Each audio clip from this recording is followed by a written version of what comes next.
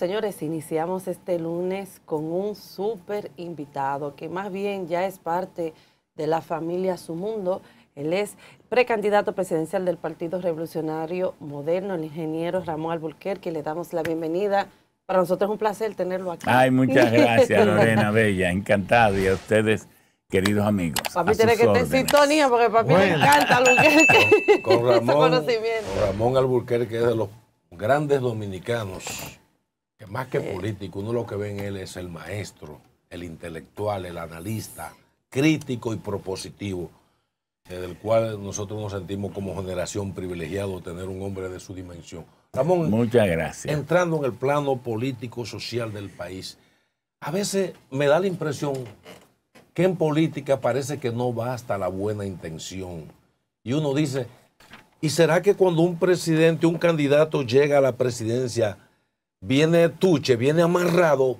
Porque al final uno ve que todas las medidas que se van tomando es como si hubieran grupos de poder los que deciden dónde que va el dinero, los 119.000 millones que se emplearon para que pueda la economía lanzarse, y entonces uno ve que se los reparten 2 o 3. Es como si hubiera, es que hay una camisa de fuerza que tiene un presidente. Bueno, yo pienso que puede ser y es el bajo nivel de democracia que se practica. Este es un país, como dijiste, amarrado a grupos oligárquicos tradicionales. Si no fuera por las redes sociales, aquí habría 5 medios y 4 o 5 plantas de televisión y de radio, todos de 5 familias. Todas. Pero aquí habrían 5 bancos también, todos de las mismas familias. Pero aquí habría entonces también 3 o 4 líneas de supermercado o menos, todas de la misma familia. Oye, entonces, aquí la energía eléctrica la generan 3 o 4, pero las mismas familias. Las licitaciones de los concursos públicos se lo ganan las mismas familias. Y entonces los ministros de los gobiernos, sobre todo de son representantes de esos grupos también. Entonces, no hay libertad. Hasta las iglesias, excepto la protestante, porque son tantas, obedecen y son a veces dependientes de esas mismas familias. Entonces, cuando a una sociedad le falta democracia, analicemos brevemente cómo es la dirección de la sociedad. Por ejemplo, en Estados Unidos. En Estados Unidos, que hay tantos multimillonarios y que está el consenso de Washington y otros más, que también la sociedad es automatizada y dirigida hacia fines que le interesan a ese reducidísimo grupo. Sin embargo, por ejemplo, la educación en cualquiera de las ciudades, vamos a poner en Passaic, en New Jersey. ¿Cómo se dirige allí? La educación la dirigen los padres, el Consejo de Board of Education, el Consejo de la Educación, y entonces ahí está los ayuntamientos o el ayuntamiento, padres amigos de la escuela y una serie de especialistas. Ahí no hay un ministerio central que lo dirige todo, que lo impone todo. ¿Por qué? Porque hay un principio en administración de eficiencia. Hay un principio. ¿Cuál es? Los problemas deben resolverse al nivel que se detecten. Cuando las sociedades son muy concentradas, porque son muy hegemónicas, porque hay un jefe que lo manda todo, y si ese jefe no lo autoriza, nada se hace. Los problemas se resuelven cuando el jefe se entera, da la orden para que se resuelva. Pero en las sociedades verdaderamente democráticas, y aquí vamos involucionando, por ejemplo, ahora mismo se está en este proceso del PRM de escoger los candidatos. El PRM, que es un partido que surgió a propuesta nuestra y del doctor Hugo Tolentino Dip, que nos pusimos de acuerdo para eso, el PRM en 6 años llegó al poder. ¿Por qué? Porque hizo la diferencia. Era la entidad democrática ante las otras que eran, no celebraban convenciones ni primarias para elegir sus dirigentes partidarios. Entonces vino esta nueva modalidad democrática y el pueblo lo abrazó y está en el poder, pero ya está abandonando esos métodos. Ahora son de que encuesta, pero encuesta que no realiza la Junta, porque si se va a hacer una encuesta, ¿quién debe hacer la encuesta? El órgano. La Junta, no el partido. Claro. Para la cúpula imponer a quien quiera. Pero también se habla de unas asambleas de delegados que terminan en asamblea de empleados. Y entonces imponen todo, ya se volvió. Ahorita el partido se debilita porque la gente no encuentra en él la democracia que busca. Asimismo, en la sociedad no hay una dirección democrática. Si la educación se dirigiera democráticamente, si la policía se dirigiera democráticamente, porque eso mismo que ocurre con la policía, digo, con la educación, eso mismo ocurre con la policía municipal, donde el pueblo participa, donde hay un sheriff que en la mayor parte de los lugares es electo. Entonces, una persona que tiene responsabilidad con su pueblo y tiene que ir a buscar el voto otra vez, no puede permitir que la misma policía esté manejada por mafias corruptas de asaltantes que comparten el botín del asalto con la propia policía. Y una serie de cosas que evidentemente tenemos que arreglar. Ok, ingeniero, me llamó mucho la atención, por ejemplo, a la hora de los precandidatos presidenciales del PRM, ¿verdad? Los que van a participar, tenían que pagar $1 millón de pesos. No, pero eso, nosotros estamos impugnando eso, Lorena. Exacto, eso quería hablar de eso, porque yo dije, pero de $1 millón de pesos cuando en el 2019 me parece que era entre 3,000 a 200,000 pesos. No, pero es que estamos impugnándolo por lo siguiente. Ajá. A partir del 1997, los partidos políticos dejaron de ser clubes o sociedades privadas dirigida y dominada por un caudillo, un líder, un machazo, bueno, para ser entidades públicas financiadas por el Estado. Al doctor Emanuel Esquea y a mí nos llamó el doctor Peña Gómez y nos dijo, miren, estoy convencido que en el país falta que los partidos sean financiados por el presupuesto, porque así no tienen que depender de los aportes de grupos empresariales, etcétera, etcétera. Para que no haga cierta inclinación. Y entonces yo le dije, doctor, usted sabe que estamos discutiendo ahora mismo en el Senado la ley de partidos políticos. Entonces me dice, qué bien, y yo voy a introducir un artículo para que los partidos sean de ahora en adelante financiados.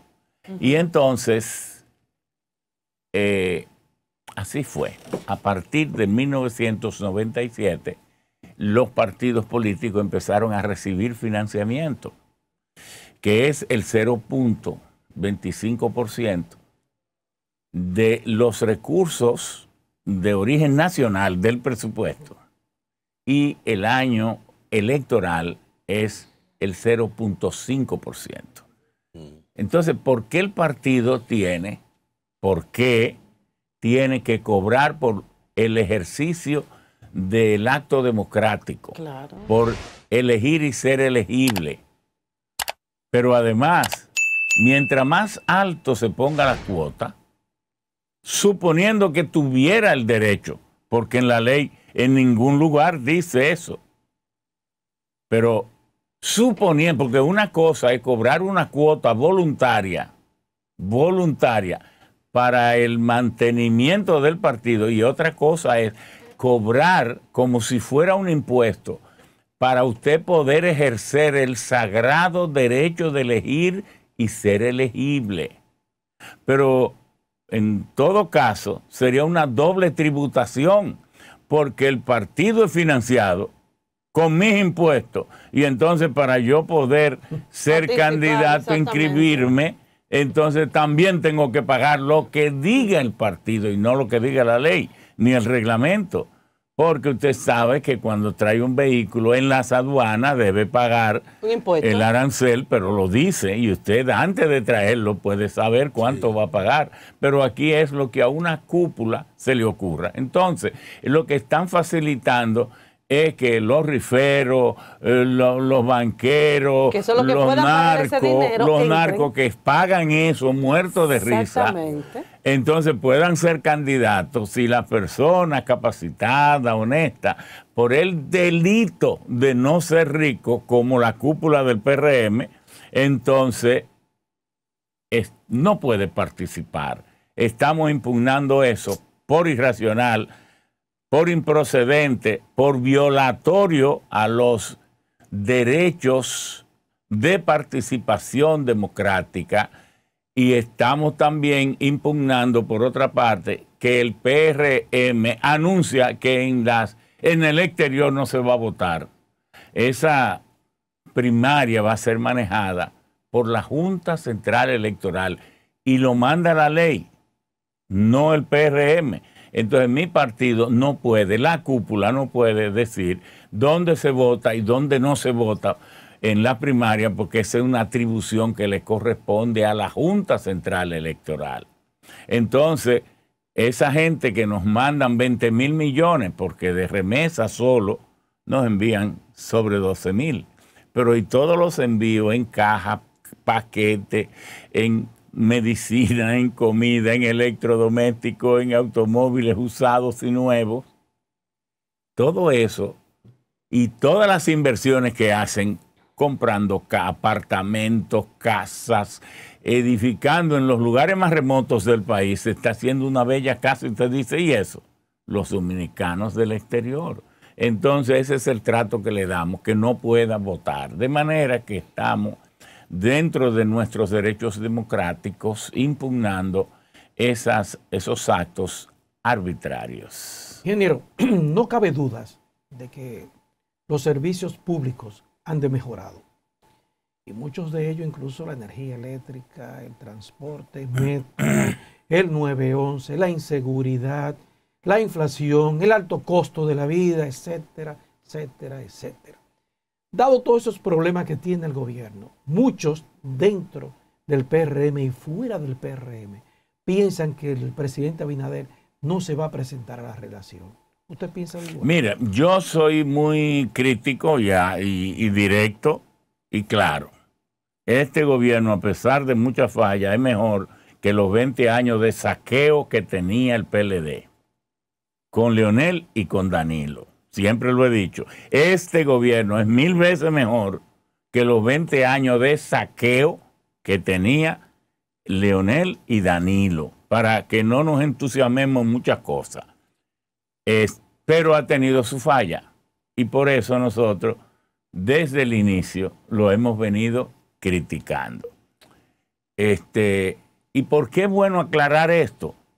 Bueno, porque fue en el gobierno del PLD del 96 que se instaló la corporación político-financiera mafiosa que ha producido todos estos saqueos y eso se intensificó con los gobiernos de Danilo. Y esto se está empezando a revelar en los tribunales que en cualquiera de estos brotes y investigaciones y acusaciones y recursos de Antipulpo, Coral, cualquiera de ellos, Medusa, aparecen 30, 40, 50 mil millones. Sin embargo, nosotros hemos tenido esta actitud hace 2 años y medio, previendo todas. Si usted toma mis tweets, mis intervenciones en este programa, en todas partes, he venido diciéndole, presidente, Usted no necesita crear comisión de reforma policial, porque usted crea una comisión de reforma cuando la ley existente no le da a usted suficientes poderes para usted con esos poderes poder enfrentar el problema, la crisis, en este caso, de criminalidad. Presidente, lo que usted tiene que hacer es ir todos los días a las 7 de la mañana, mientras la crisis esté, al Palacio de la Policía, sentarse con todo ese alto mando policial.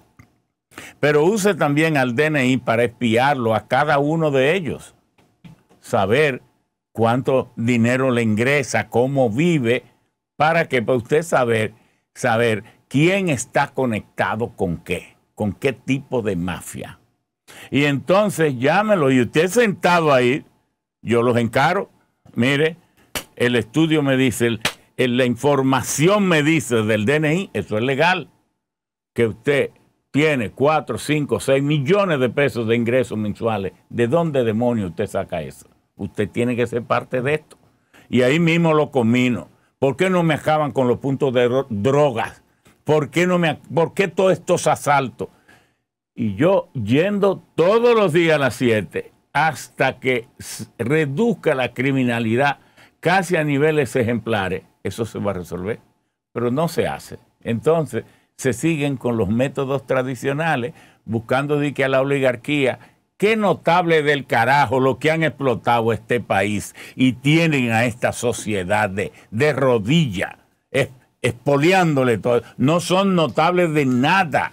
Muchos de esos grandes empresarios que eran contrabandistas hace 2 o 3 décadas, usted me lo va a presentar hoy, de que como notables. Otros que se han robado la tierra del país cuando aquí eran los tiempos de Concho Primo. ¿Cómo usted insiste en mostrarme esa crápula social como de que notable? Para que sean ejemplos y resuelvan los problemas. No resuelven nada. Esto es encarar los problemas. Ustedes me han oído aquí también hablando del problema de Haití. Yo digo, ese problema se resuelve en un mes. El mismo método, yo voy y le espío con el DNI, para eso existe ese organismo, para saber qué militar, qué funcionario civil de aduana, inmigración, está en la cojioca esa de vender la patria por dinero, dejando pasar gente sin documento y sin nada. Y cuando yo los encare a ellos, porque ese es un problema real, cuando yo los encare a ellos y le diga, usted parte del problema y a partir de hoy esto se va a resolver, porque no es verdad que yo voy a dejar que me vendan mi patria por dinero para usted hacerse millonario. Y meto en cintura ahí a todo el mundo. Lo mismo que con esas parturientas. Pero y esas mujeres, esas pobres madres grávidas, preñadas, que vienen a parir, vienen con un fusil para entrar a la guapa. Los traen. También a eso yo le rompo el espinazo y no me entra una. Además, para que vean que somos humanos, yo hasta estoy diseñando unas maternidades, clínicas de maternidad en furgones. Y con 14, 15 furgones vamos a poder. Le voy a preguntar al gobierno haitiano, si yo soy presidente, ¿dónde usted quiere que yo le instale esa clínica de maternidad para que sus mujeres paran, pero en Haití? Y voy y se la instalo allá, me va a costar como 30 millones, porque estarían dotadas de toda la alta tecnología, de medicina y de todo, para que sean actos humanos.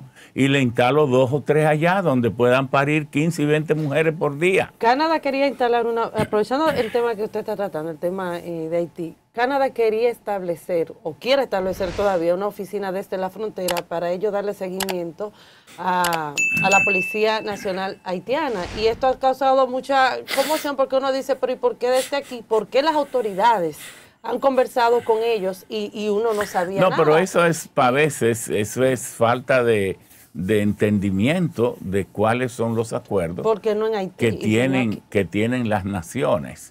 ninguna nación. Una vez me encontré yo, y escúchame de esto, No, me encontré con el doctor Luis Arias, que era uno de los miembros de la Junta Central Electoral, que lo habían responsabilizado de establecer el voto dominicano en el exterior. Y me lo encontré en New Jersey. Entonces me dice, hola Ramón, ¿qué tal? Digo, ¿en qué andas, Luis? Me dice, no, estoy aquí identificando dónde instalar los centros de votación para que los dominicanos puedan votar aquí. Digo yo, pero ¿y cómo tú estás haciendo eso? Entonces me explica, digo, pero Luis, ¿tú no eres abogado? Sí. Oh, pero por más dominicanos que hay aquí, este es Estados Unidos de América. Y tú estás hablando en función de un gobierno. Usted no puede venir a alquilar locales aquí para instalar una función gubernamental dominicana, porque el gobierno de Estados Unidos no se lo permite, porque ¿qué oficina puede tener el gobierno dominicano en Estados Unidos? ¿O eso es producto de un pacto? No puede tener más de la que dice ese acuerdo, el acuerdo de Ginebra, el acuerdo de Viena y otros más. ¿Qué significa esto? Que solo puede tener la embajada el número de miembros que diga que el gobierno de Estados Unidos le comunique conforme al acuerdo, que eso está totalmente reglamentado, y no puede tener más miembro que el número acordado entre ambas naciones.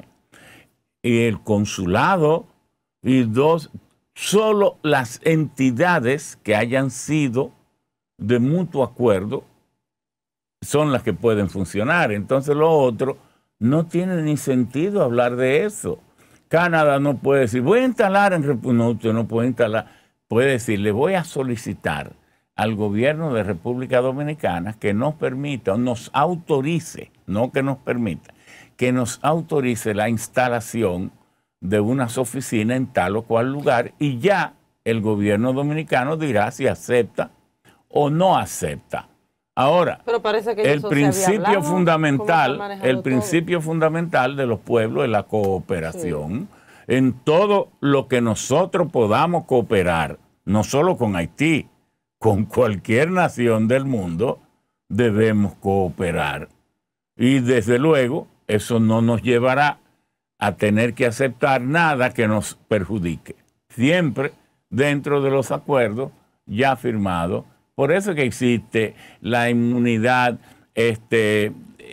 diplomática, consular. Todo eso está debidamente reglamentado entre las naciones, junto a las Naciones Unidas y los acuerdos bilaterales. Mira, Ramón, cuando uno te escucha a diario en esa lucha titánica que tú tienes por aclarar cosas en un país con tantas cosas oscuras, uno dice, pero ¿qué busca Ramón? ¿Cuál es el precio que está pagando por ser disruptivo? Busca Ramón, con la capacidad que tiene, podría ser presidente de la República, ministro, lo que fuere, y si se va del lado de la corriente, Ramón estuviera tranquilo y no tuviera que tener los problemas que tiene, porque está pagando un precio por ser disruptivo en un país de cualquierización, donde la gente llega como político, se alzan con su dineral, y entonces tú te la pasas en una disrupción constante, en ser diferente. ¿Qué significa para ti pagar este precio? Bueno, no, es con natural a mi manera de ser. Pero eso de luchar para mí, tú sabes que yo al nacer tuve los más grandes problemas de mi vida, que hasta mi madre tuvo casi que darme, y entonces me salvaron la vida haciéndome cirugía, hasta, bueno, tantas cosas que no es el caso venir a discutir. Pero eso me enseñó a que luchar es lo más importante.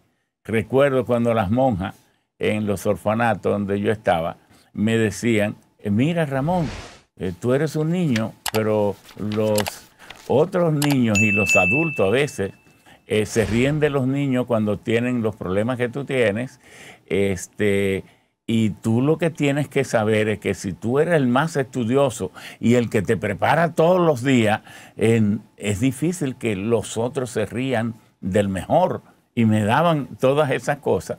Y nosotros nos hemos ido acostumbrando a esa forma de que nuestra vida es para luchar. Además, la política es la administración y el manejo de conflictos. Cuando no hay conflictos, el político no tiene mucha utilidad, porque lo que está en orden y en paz se dirige solo. Hay que luchar. Pero además, luchando se hacen contribuciones. Por ejemplo, hablaba contigo brevemente los otros días. El mejor medio de transporte que tiene el país ahora es el metro. Sin embargo, ya la gente cree que en el Gran Santo Domingo hay un metro. Y yo digo, tenemos que empezar a decir que hemos iniciado la construcción del metro.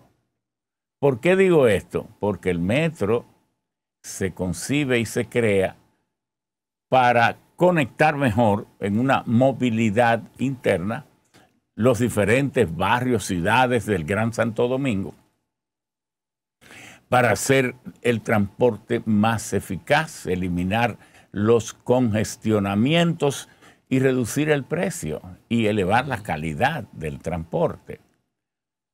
Pero hasta que eso no se haya logrado, y aquí lo que hay son 2 líneas del metro, se está construyendo otra, pero los metros es nosotros que no somos especialistas, sino que lo que hacemos es que leemos profundamente esto.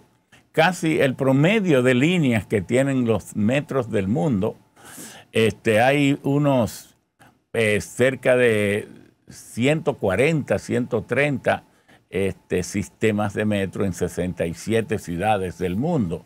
Y el número de líneas promedio son unas 12. Aquí solo hay 2 y vamos para una tercera.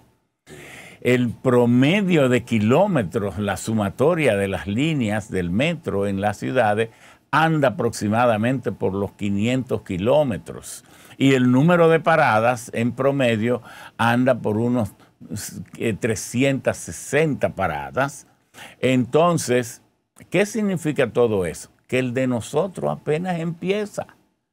Y sin haber, con los problemas de congestionamiento que hay aquí, ya yo he oído que ya empezamos a hacer desatinos. Ya lo llevamos para el aeropuerto. Cuando lo que tenemos es un 10 aquí. Sí. Falta el 90%. 90%. Aquí faltan líneas este-oeste y norte-sur. Así es. Hoy, ¿quién no sabe que aquí hace falta que la 27, desde empezar por allá la prolongación 27, más allá de los Alcarrizos, pues, debe ir hasta cruzar al kilómetro 14 en el Santo Domingo Este, ya casi ya empezando Boca Chica. Todo el mundo sabe que a la Nicolás de Obando eso se debe coger para también trazar una línea. La Jacob Magluta y la Charles de Gaulle, sí. Eso de principio a final. Claro. Y entonces, de norte a sur, esa es la meta que nos toca para que tengamos un metro eficiente, porque los metros no son eficientes cuando empiezan solo en las zonas que impactan, pero en el resto ni existen. Entonces, ¿para qué sacar de la ciudad para tomar para el aeropuerto cuando aquí no hay crisis para ir al aeropuerto? No hay. La crisis está aquí. Entonces, ¿cómo usted viene a sacar el mejor medio de transporte? Esos son esos desatinos. Sí. Déjeme hacerle una breve historia. El metro, aquí el primer tren que hubo fue de La Vega a Sánchez. Ese tren fue construido por Alexander Bird, un escocés, gracias a Gregorio Riva, un mocano, hijo de un escocés, y que vivía en Moca como exportador, un visionario. Entonces le dijo a Lilith, deme la autorización del tren, que yo voy a ir a Escocia a buscar el dinero. Y Alexander Bird aceptó construirlo y vino y se construyó. 1887 se inauguró. Pero tenía una anchura, una envergadura de línea entre un riel y otro, más estrecho. Entonces viene Lilith y dice, ya que han hecho ya entonces él en 1890 y tanto hizo unos préstamos, 87 creo, no, 92, 93, y entonces vinieron los préstamos de la Harmor Corporation y de la Saint-Domingue Improvement Company, etcétera, y él hizo el tren de Puerto Plata hasta La Vega. Pero entonces lo hizo más ancho y nunca pudieron empalmarlo. Son de las dominicanadas que esperamos que por favor, que por favor no ocurra. Verá, ese excelente medio de transporte y que está en buenas manos con el ingeniero Rafael Santos, que es muy capaz. Ingeniero. Ese método, debe agotar. Cuando tengamos un metro con un 80% de cobertura, de 70, de 90, tendremos el mejor medio de transporte que pudiera existir. Y así será que empezarán a ceder esos congestionamientos y esas irracionalidades que casi paralizan y que aumentan los costos generales de todo lo que se haga aquí.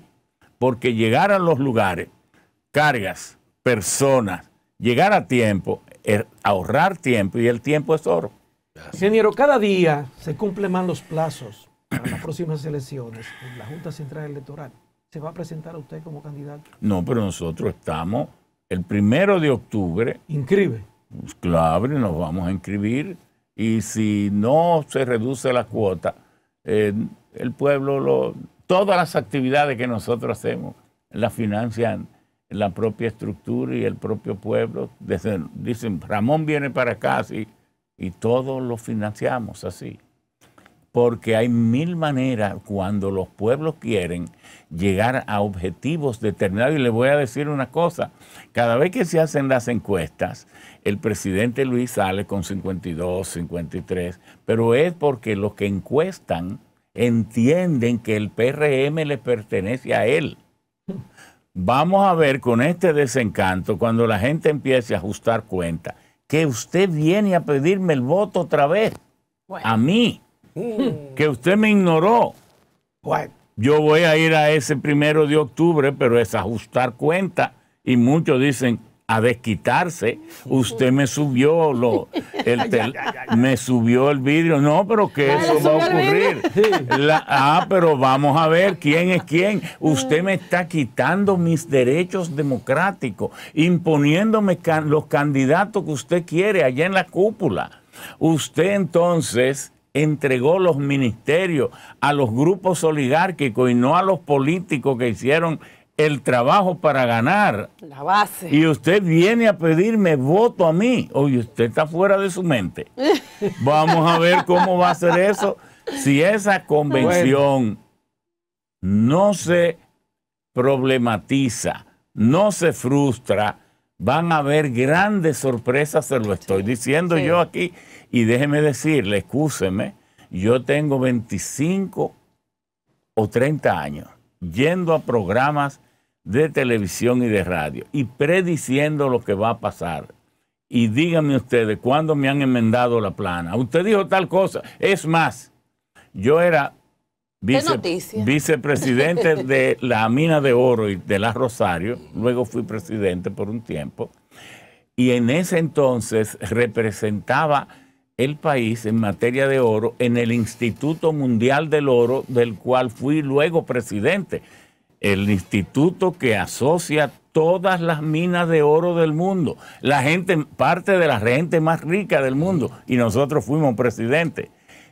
Y nosotros predijimos cuando el oro llegó a $900, estando a 380, yo dije, en tal fecha, diciembre de 1982, el oro se va a poner a $900. Y así mismo llegó. Entonces, mucha gente cree que la pava pone donde ponía. Ramón,